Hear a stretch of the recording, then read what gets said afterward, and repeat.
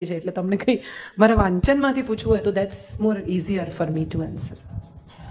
કાજલબેન, એક પ્રશ્ન એવો છે કે બધાય અમે 60 વર્ષના થઈ ગયા છીએ, તો 60 વર્ષ પછી લાઈફમાં ફેમિલી સાથે કેવી રીતે જીવવું જોઈએ એના માટે કંઈ અમને આઈડિયા આપો ને. 60 વર્ષ સુધી જે કર્યું હોય ને એ ન કરવું.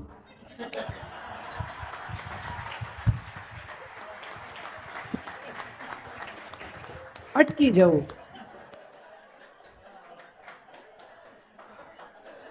બસ હું માનું છું આમાં બધું આવી જાય છે. ગુસ્સો કર્યો હોય તો ન કરવો, પૈસા કમાવા સિવાયનું કંઈ ન કર્યું હોય તો ન કરવું, સલાહો આપી હોય તો ન આપવી, સ્વયં સાથે સમય વિતાવવાનો પ્રયાસ કરવો, કારણ કે હવે સમય ઓછો છે. મરીઝ સાહેબે બહુ સરસ કીધું છે કે જિંદગીના રસને પીવામાં કરો જલ્દી મરીઝ. એક તો ઓછી મદિરા અને બીજું ગળતું જામ છે. જામ ગળવા માંડે 60 વર્ષ પછી. ટિકિટ કન્ફર્મ ક્યારે થાય ખબર નહીં, બાકી ટેબલ પર મુકાઈ જાય, જોતા રહેવું. આઉટ ઓફ સુટકેસ બેગો પેક કરી રાખવી. અને બેગો પેક કરવાની મજા એ છે સાહેબ કે હું અહીંયા રાજકોટ આવવાની હોઉં તો મારે જે 2 જોડી કપડાં જોઈએ એટલા જ લવાય, આખું વોર્ડરોબ ન લવાય. એટલે 60 પછી જ્યાં જવાનું છે ને ત્યાં જે જરૂર છે ને એટલું જ પેક કરજો, આખું વોર્ડરોબ નહીં કરતા. એક કાકા કાકી જતા હતા ક્યાંક, એરપોર્ટ પહોંચ્યા તો કાકાએ કહ્યું કે કંઈ રહી નથી ગયું ને? તો કાકીએ કહ્યું કે ફ્રીજ લીધું હોત તો સારું થાત. તો કાકાએ કીધું કે ફ્રીજ કેમ? તો કાકીએ કીધું એરપોર્ટ તો પહોંચી ગયા પણ ટિકિટ પાસપોર્ટ બધું ફ્રીજ પર છે. એટલે ફ્રીજ નહીં લેવાનું, એના પર પડેલી ટિકિટ ને પાસપોર્ટ લેવાના. આપણું કન્ફ્યુઝન એ છે કે આપણે પાસપોર્ટ ટિકિટ લેવામાં પેલું ફ્રીજ જોડે ઘસડીએ છીએ, નહીં ઘસડવાનું. જી હર્ષદભાઈ. કાજલબેન, તમને બધી જગ્યાએ જાઓ છો અને જુદા જુદા ઓડિયન્સને મળો છો અને એ તમને સાંભળે છે, તમને કઈ જાતનું ઓડિયન્સ વધારે ગમે? મને અહીંયા આજે જે ઓડિયન્સ મળ્યું ને, ખરેખર એવું મને ક્યાંય નથી મળ્યું ને. આવું હું બધે કહું છું.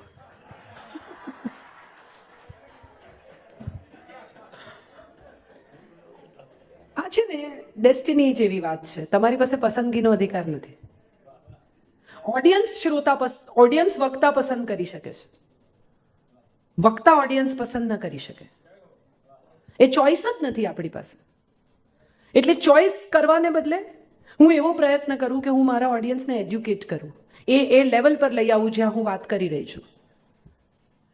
બધા નકામા છે, કોઈ કંઈ સમજતું નથી, એનો કોઈ મતલબ નથી. એ સમજે ત્યાં સુધી એને લાવવાનું કામ હું માનું છું એક વક્તા કરે છે, અને એ કરતા રહેવું જોઈએ.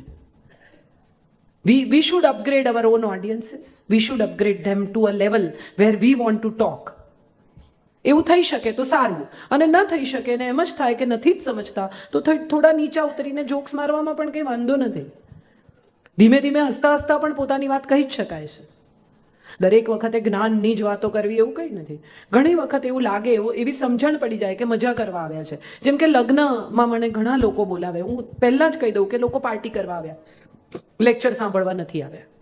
છતાં એમ કે ના તમે આવો, લગ્ન વિશે વાત કરો, લગ્ન જીવન વિશે વાત કરો. હવે જે 2 જણા પરણવાના છે એને ટ્રોઝો સિવાય કોઈ ચીજમાં રસ નથી. એ પેલી એકબીજાની મહેંદી જોતા હોય ને એમનું પોતાનું વિશ્વ અત્યારે એટલું બધું અદ્ભુત છે કે એને આ બધું શું બધું મગજમારી. આ કાજલબેનને મમ્મી પપ્પાએ બોલાયા છે, બેસો અહીંયા આગળ, એનાથી વધારે એમને કોઈ રસ નથી. અને બાકીનું જે ઓડિયન્સ આવ્યું છે 40-50 ની ઉપરનું, એને હવે લગ્ન જીવન વિશે ટિપ્સ આપીને કાંઈ ફાયદો નથી. એણે ગૂંચવી કાઢ્યું છે. હવે ગૂંચવાયેલા કોકડાને કેમ ઉકેલવું એ વિશેની ટિપ્સ હોય તો જુદી વાત છે. એટલે 2 આખા જુદા ઓડિયન્સ છે. એક એવું ઓડિયન્સ છે કે જેનું જીવન શરૂ થવાનું છે, એક એવું ઓડિયન્સ છે કે જેણે ઓલરેડી બધું લીપીપૂતીને ખતમ કરી નાખ્યું. હવે આ 2ને એક વાત કેમ કરવી હર્ષદભાઈ? એટલે પછી એમાં લગ્ન જીવન ઉપરની વાતો એવી રીતે કહેવી કે પેલાને આપણી વાત સમજાય ને જેણે ગૂંચવ્યું છે ધીમે ધીમે છેડા ખોલવાની ટ્રાય કરે કે આમાં ક્યાંક ખુલે છે આપણાથી. એટલે તો જેવું ઓડિયન્સ. પણ મને બેઝિકલી જે મજા આવે છે એ છે કે મારી સામે બેઠેલા જેટલા પણ લોકો, કોઈ વાર 1000 હોય, કોઈ વાર 8000 હોય. હમણાં એક લેવા પાટીદાર કાર્યક્રમમાં 8000 પીપલ. પણ એ 8000ની 16000 આંખો તમારી સામે જોતી હોય અને તમે જે કંઈ કહી રહ્યા છો એમાં એમને શ્રદ્ધા છે, એટલે તમે અહીંયા ઊભા છો ને એ બહુ જવાબદારીનું કામ છે. વ્યાસ એ પોઝિશન છે, વ્યાસ એ વ્યક્તિ નથી. એટલે વ્યાસપીઠ જે હોય ને એ શ્વાસપીઠ છે, વિશ્વાસપીઠ છે. લોકોના વિશ્વાસ સાથે તમે કશું કહી રહ્યા છો. એટલે બને ત્યાં સુધી બહુ બકવાસ ના કરો. હું જ્યારે અમિતાભ બચ્ચનને મળી, એ તો બિચારા માની લેશે, પણ તમે નથી મળ્યા તો તમારો આત્મા તો જાણે છે, તો રહેવા દો ને. હું એવા ઘણા લોકોને ઓળખું છું કે જે મને સાક્ષાત્કાર થયો. અરે ભાઈ, શેનો સાક્ષાત્કાર? રહેવા દે ને.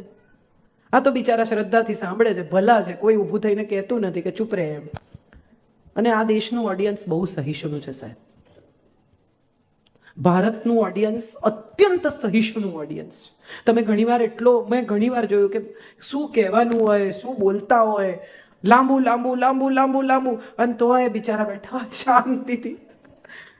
ત્યારે મને એમ થાય કે બહુ બહુ ક્ષમાશીલ લોકો હોય છે, એટલે એમની ક્ષમાનું, એમના ધૈર્યની પરીક્ષા પણ ન કરવી. આવું હું શીખી છું. બસ, આનાથી વધારે કંઈ નહીં. Thank you. કાજલબેન, આજે ભરતભાઈની વિષય પસંદગી એવી હતી કે લાઈફ બિગિનિંગ એટ 60. હા, પણ એટલે આ Bhagavat is a beginning of life.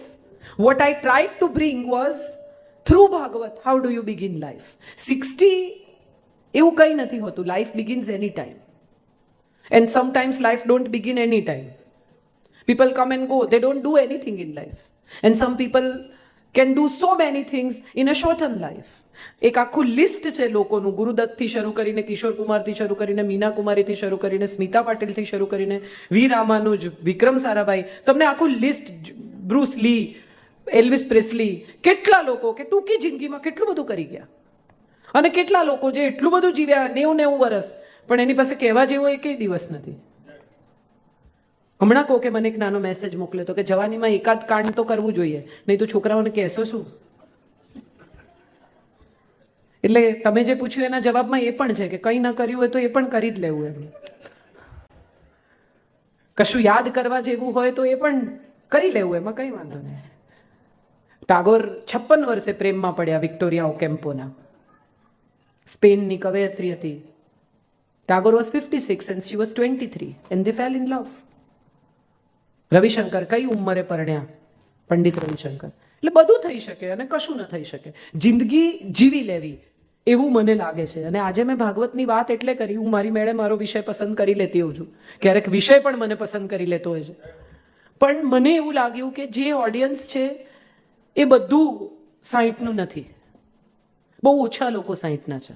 પાછળ ખૂબ યંગસ્ટર્સ છે. એમને શું રસ હોય 60 વર્ષે શું થાય છે એમાં? અને એ જ્યારે 60ના થશે ને ત્યાં સુધીમાં જગત આખું બદલાઈ જશે. એટલે એમને 60 વર્ષની વાત કરવાનો અર્થ નથી. I would love to target youth, feel young and make all the people feel young who think that they are old. હૃદયથી યુવાન હોવું એ બધું અગત્યનું છે. માટે મને લાગ્યું કે આ બધા યુથ ઉપર, પેલા ભાઈએ જે પ્રશ્ન પૂછ્યો કે આ યુથને શું આપશો ભાગવતમાંથી, તો 6-7 જણા 60ના હોય એને માટે આ 150-200 લોકો પર ક્યાં ત્રાસ ગુજારવો? સો આઈ થોટ એઝ મચ.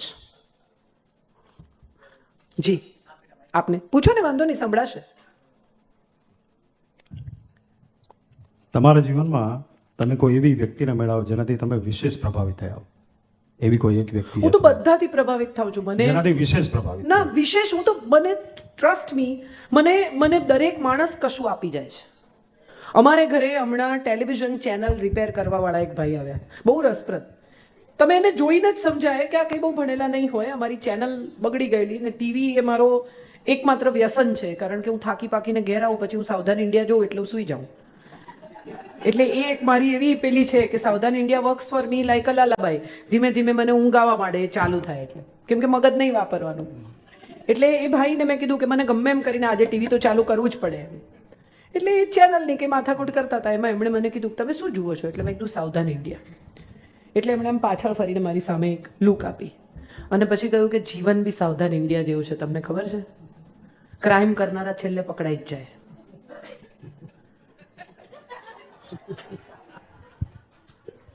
હું એટલી ઇમ્પ્રેસ થઈ ગઈ એ ભાઈથી. આ કર્મના ફળ આ ગીતા છે. What he said was Gita in one line. કે તમે ખરાબ કામ કરો તો તમે છેલ્લે પકડાઈ જાઓ. આ સાવધાન ઇન્ડિયા શીખવે છે અને કૃષ્ણ શીખવે છે કે તમે કર્મ કરો એનું ફળ તમને મળ્યા વગર રહેતું નથી. આ